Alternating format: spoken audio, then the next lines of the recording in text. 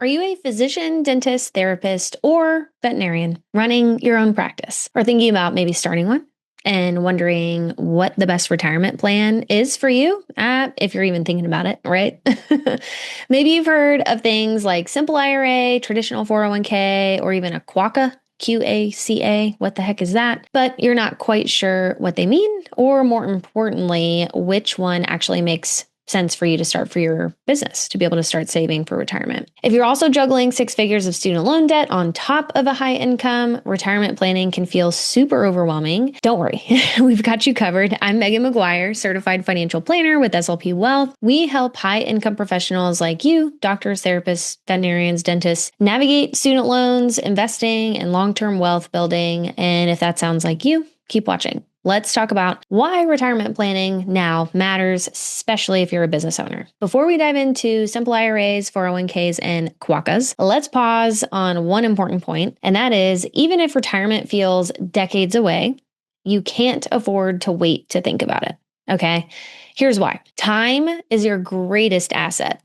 Every dollar you invest now has years, even decades, to go through what's called compound interest. Waiting 10 years to start could mean hundreds of thousands of dollars less in retirement. So compound interest, that just means when you're investing, you're putting money into something that's growing over time.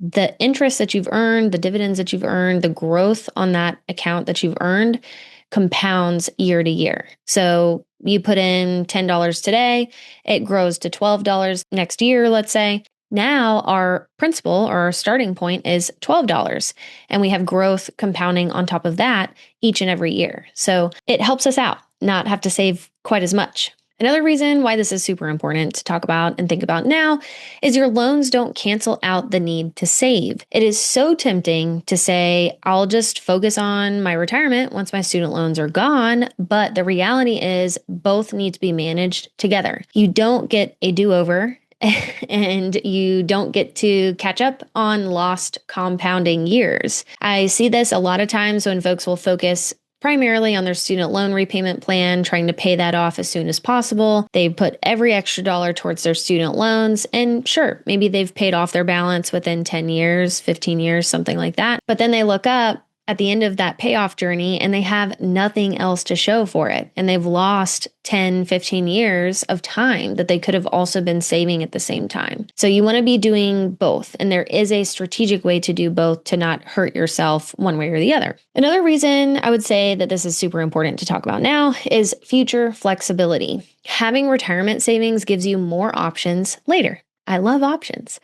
Whether that's working less, selling your practice, or just having peace of mind that you aren't dependent on your business forever or on income, like having to earn income forever. There's going to be a point where you can live off of the assets that you have saved and grown for yourself. That's a great position to be in. So even if you're in your 30s or 40s, retirement planning is not something you want to put off, especially if you're in your 30s and 40s. It is not something you want to put off. It's something you want to build alongside of everything else that you have going on. Also, as a business owner or a practice owner, you're not just thinking about your own retirement. You're creating benefits that can help attract and retain great talent and employees that help you grow your business over time. The retirement plan you choose impacts taxes. It impacts your ability to save, how much you can save, and even how competitive your business looks to future hires, which is super important if you want good people working in your business. So now let's talk about the options. Let's break down 3 big options I see most often. Number 1 would be a simple IRA. Number 2 would be a traditional 401k.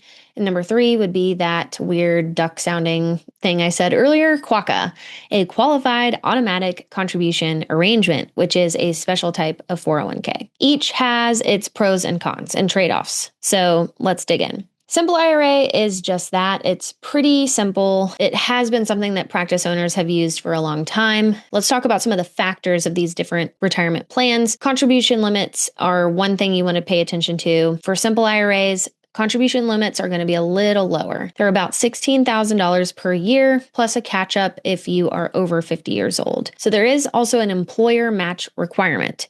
This is important to know because this factors into the cost of you implementing this plan as a business owner. So you typically must either match 3% of what an employee is contributing or their salary, or contribute 2% to everyone. You have to make it fair across the board there. So pros to a simple IRA, they're low cost to set up, very low cost. They're easy to administer. And it's a great place to start if your practice is small and you're not trying to max out or, get 6 figures into retirement super fast. But the cons here are there is a lower contribution limit. So there's just not as much you can put into these accounts on an annual basis over time. And once your income grows, you may feel stuck because you can't save as much as you would like. A couple other side things I'll mention too. Simple IRAs can create issues if you are wanting to contribute to a Roth IRA. And this is because if you make above the income limits to be able to contribute to a Roth IRA directly, there is what's called a backdoor Roth, but a backdoor Roth has issues. It's called a pro rata rule that you have to look out for, where if you have IRA money, which simple IRA money counts, and you're trying to do a backdoor Roth, the IRS is going to factor that simple IRA balance into the conversion that you do into your backdoor Roth and make a portion of that conversion taxable when otherwise it wouldn't have been a taxable event. So it can create some issues when it comes to finding other buckets to contribute to. There are other buckets to contribute to, but the simple IRA kind of causes some issues with that. But let's go with a quick example. Let's say you're a solo therapist with one part-time assistant. A simple IRA could be plenty. But if you're a dentist who's making $300,000 and you want to aggressively save for retirement while paying down your student loans, the simple IRA might feel restrictive and could feel that way pretty quickly. Next up, let's talk about the traditional 401k.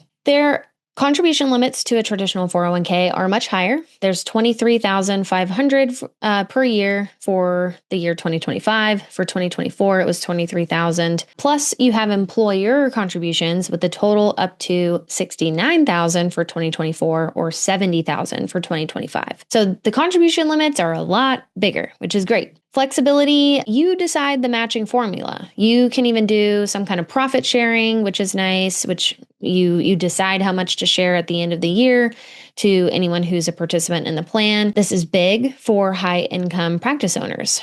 Costs, there can be more costs associated with setting up a 401k. They have gotten a lot easier over the years, though, than they used to be. So what used to be a lot more complicated is now a lot more simple. I would say it could be comparable to setting up a simple IRA. There is what's called compliance testing and administration, though, that has to be done with a 401k. And that is something that you'd want to pay attention to. You can't just simply open a 401k anywhere. You'd probably need to open it somewhere that has that administrative backbone that can help you make sure that you're staying in compliance with that plan. So some examples. Let's say you're a veterinarian with 5 employees. A 401k can give you flexibility to save aggressively while also offering a pretty competitive benefit to your staff. And yes, it comes with more administrative costs, but there are a lot of tax savings benefits, and there's some IRS credits and deductions that they've implemented to encourage people to offer these types of plans. So yes, could they be a little more expensive to set up, maybe a little more complicated to set up versus a simple?